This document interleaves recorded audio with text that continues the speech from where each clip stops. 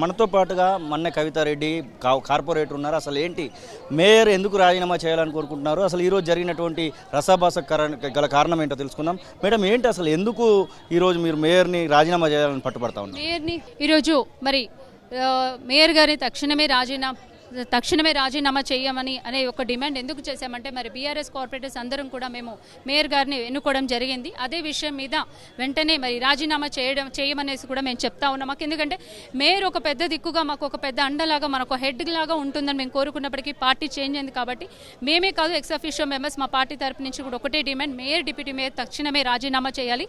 ఏ విధంగా అయితే మరి కేశవరావు సార్ కూడా నిజాయితీగా మరి రాజీనామా చేశారు, అదేవిధంగా తన కూతురుని కూడా మరి రాజీనామా చేయాలని మేము డిమాండ్ చేస్తాం ఉన్నాము. అదే విషయం కాకుండా మరి హైదరాబాద్ డెవలప్మెంట్స్ విషయంలో మరి గతంలో నిధులు ఏ విధంగా అయితే మనకి కేటాయించారో అవన్నీ కూడా మరి క్యాన్సిలేషన్ చేస్తున్నారు కాబట్టి అందరినీ ఈక్వల్గా చూడాలి. ఆ నిధులు ఏవైతే కేటాయించారో దాన్ని మళ్ళా కూడా నా నిధులు మాకు కేటాయిస్తూ డెవలప్మెంట్స్ చేయాలనేది డిమాండ్ చేస్తున్నాం. ముఖ్యంగా ఇక్కడ జరుగుతున్నటువంటి 6 నెలల కాలంలో జరుగుతున్నటువంటి డెవలప్మెంట్స్ విషయంలో కార్పొరేటర్లకు స్థానం కల్పిస్తున్నారు అనుకోవచ్చా? ఇప్పుడు బోనాల పండుగ వస్తూ ఉంది, ఇంకా కొన్ని శానిటేషన్కి సంబంధించినటువంటి వర్కులు నడుస్తూ ఉన్నాయి. మున్సిపల్లో జరుగుతున్నటువంటి వర్క్స్ విషయంలో మీకు స్థానం కలుగుతూ ఉందా? మాకు బోనాల పండుగ విషయంలో కానీ ఏదైతే రోడ్డు అంటే టెంపుల్ సరౌండింగ్స్లో డెవలప్మెంట్స్ ఏవైతే ఉన్నాయో అవన్నీ కావాలని చెప్తా ఉన్నారు. కాకపోతే అది కూడా ఆ లెటర్ కూడా మేము కమిషనర్ గారికి ఇస్తే కమిషనర్ ద్వారా, హైదరాబాద్ కమిషనర్ ద్వారా మాకు శాంక్షన్ అయితే మేము ఇవ్వగలుగుతాము, లేకపోతే లేదన్నట్టుగా చెప్తా ఉన్నారు. అఫీషియల్స్ ఏదైతే ఉందో బీఆర్ఎస్ పార్టీ తరపు నుంచి కార్పొరేటర్స్ ఎవరికి కూడా అఫీషియల్స్ పెద్దగా ఇంపార్టెన్స్ అయితే ఇవ్వడం లేదు. ఇది వాస్తవం.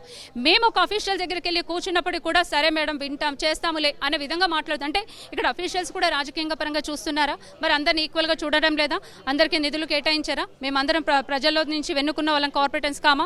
ఇది కరెక్ట్ కాదు. ఇది కౌన్సిల్ మేము ఇదే డిమాండ్ చేసాం. అందరినీ సమానంగా చూస్తూ మమ్మల్ని ఈ విధంగా చేయండి.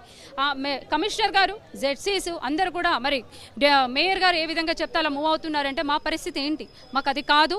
గతంలో ఏ విధంగా అయితే మాకు డెవలప్మెంట్స్ ఉన్నా ఆ విధంగా చేయాల్సిందే మేము డిమాండ్ చేస్తాం. రైనీ సీజన్ చాలా ఇబ్బందులు పడతా ఉంటారు ప్రజలు. ఈ సీజన్ కోసం ఏమైనా ప్రతిపాదనలు పెట్టడం జరిగిందా మీరు కౌన్సిల్ సమావేశంలో? కౌన్సిల్ సమావేశంలో ఒకటి మేము అడిగింది ఏంటంటే నాలా డెవలప్మెంట్స్ విషయంలో అడిగాము. నాలా ఏవైతే మాకు వర్క్స్ పెండింగ్లో ఉన్నాయో అవి కూడా ముందుకు కొనసాగించాలి. క్యాచ్ పిట్స్ ఏవైతే ఉన్నాయి, రెస్టోరేషన్స్ ఉన్నాయి, ప్యాచ్ వర్క్స్ ఉన్నాయి. ఇవి మనకి ఈ వర్షాకాలం ఈ 2 నెలల్లో కానీ ఇమీడియట్గా చేయమని చెప్పాము. అవి కూడా వాటికి కూడా స్పందన లేదు.